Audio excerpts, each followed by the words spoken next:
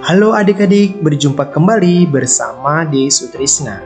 Pada video kali ini kita akan belajar bersama materi IPA kelas 7 SMP tentang pencemaran tanah.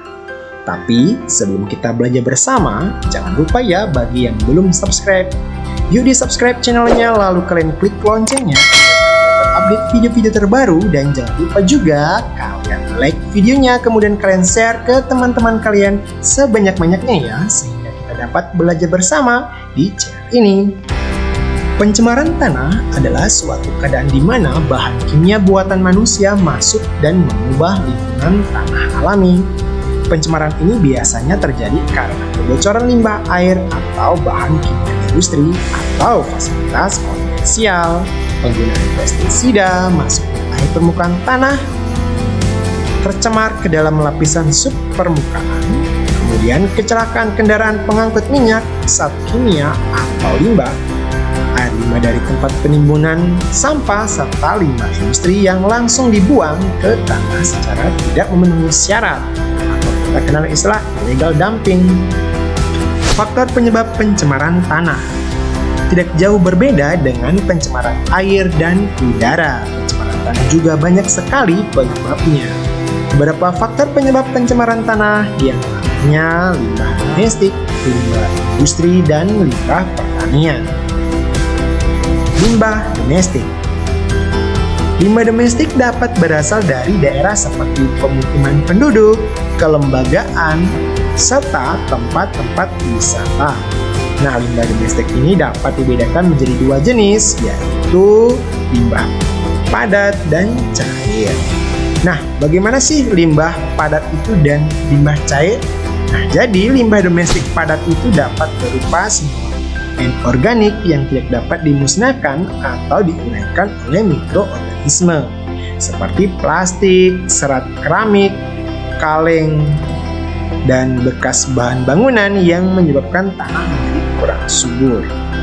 Nah, sementara limbah domestik cair itu dapat berupa tinja atau feses, kemudian deterjen, oli, cat. Nah, jika meresap ke dalam tanah, ini akan merusak kandungan air tanah, bahkan dapat membunuh mikroorganisme di dalam tanah. Limbah industri.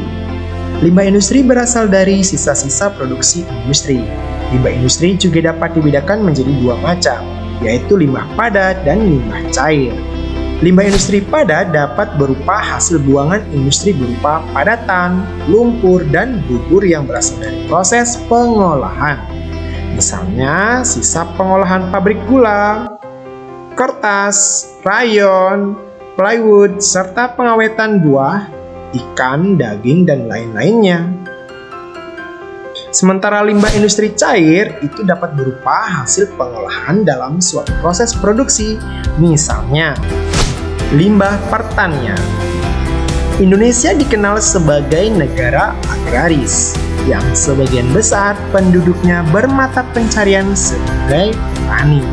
Akan tetapi, karena ketidaktahuan, tidak sedikit petani yang menggunakan pupuk sintetik melebihi ketentuan atau caranya yang tidak tepat. Nah, akibatnya limbah pertanian yang berupa sisa-sisa pupuk sintetik untuk menyuburkan tanah atau tanaman tanah tercemar. Nah, misalnya pupuk urea dan pestisida untuk pemberantas hama tanaman. Penggunaan pupuk yang terus-menerus dalam pertanian tentunya akan merusak struktur tanah. Akibatnya kesuburan tanah berkurang dan dapat ditanami jenis tanaman tertentu karena hara tanah semakin berkurang. Penggunaan pestisida bukan saja mematikan hama tanaman, tapi juga mikroorganisme yang berguna di dalam tanah. Padahal kesuburan tanah itu tergantung pada jumlah organisme di dalamnya. Selain itu, penggunaan pestisida yang terus-menerus akan mengakibatkan hama tanaman kebal terhadap pestisida tersebut. Dampak pencemaran tanah. Semua pencemaran pasti akan merugikan makhluk hidup, terutama manusia. Adapun dampak pencemaran tanah antara lain, pertama, dampak terhadap kesehatan manusia. Dampak pencemaran bagi kesehatan itu tergantung pada tipe polutannya, jalur masuk ke dalam tubuhnya, dan kerentanan populasi yang terkena. Contohnya saja, timbal. Ini sangat berbahaya bagi anak-anak karena dapat menyebabkan kerusakan otak serta kerusakan ginjal pada seluruh populasi. Taksa dan siklodiena ini dapat menyebabkan kerusakan ginjal, bahkan beberapa juga tidak dapat diobati. Kemudian PCB dan siklodiena akan mengakibatkan kerusakan pada hati ditandai seperti keracunan. Kemudian organofosfat dan karmabat dapat menimbulkan gangguan pada saraf otot. Nah, pada dosis yang besar, pencemaran tanah ini dapat menyebabkan kematian. 2. Dampak terhadap ekosistem. Perubahan kimia tanah yang radikal dapat timbul dari adanya bahan kimia beracun dan berbahaya, bahkan pada dosis yang rendah sekalipun. Perubahan ini dapat menyebabkan perubahan metabolisme dari mikroorganisme endemik dan arthropoda yang hidup di lingkungan tanah tersebut. Akibatnya, perubahan ini dapat memusnahkan beberapa spesies primer dari rantai makanan, dapat memberikan akibat yang besar terhadap predator atau tingkat lain dari rantai tersebut. Ketiga, dampak pada pertanian.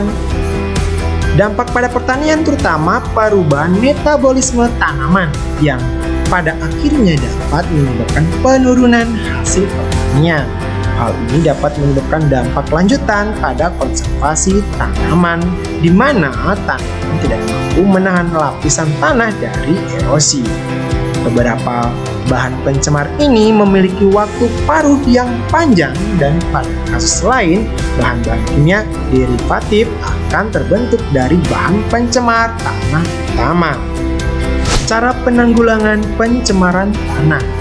Berikut ini ada 2 cara utama yang dapat dilakukan apabila tanah sudah tercemar, yaitu remediasi dan bioremediasi. Remediasi. Nah, remediasi ini adalah kegiatan untuk membersihkan permukaan tanah yang tercemar. Ada 2 jenis remediasi tanah, yaitu in situ dan ex situ. Nah, pembersihan in situ ini adalah pembersihan di lokasi. Pembersihan ini lebih murah dan lebih mudah. Nah, ini terdiri dari venting dan bioremediasi. Kemudian pembersihan ex situ ini merupakan penggalian tanah yang tercemar kemudian dibawa ke daerah yang aman.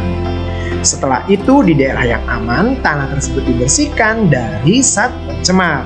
Caranya gimana? Yaitu pertama, tanah tersebut disimpan di bak atau tangki yang kedap. Kemudian zat pembersih dipompakan ke bak atau tangki tersebut. Selanjutnya, zat pencemar dipompakan keluar dari bak yang kemudian diolah dengan instalasi pengolah air limbah. Pembersihan ex situ ini jauh lebih mahal dan rumit. Bioremediasi.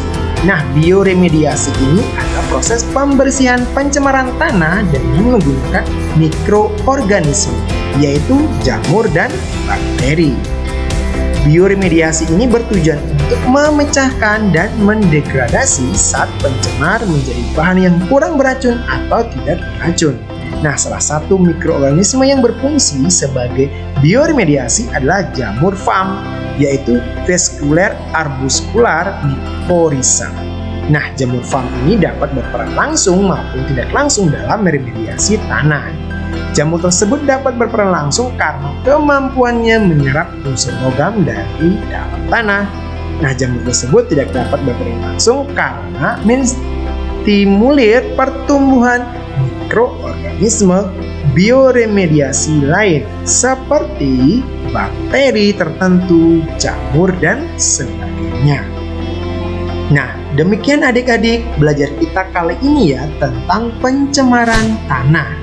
Terima kasih sudah menyimak video ini. Semoga kalian dapat memahami. Tetap semangat ya belajarnya. Sampai jumpa di video selanjutnya.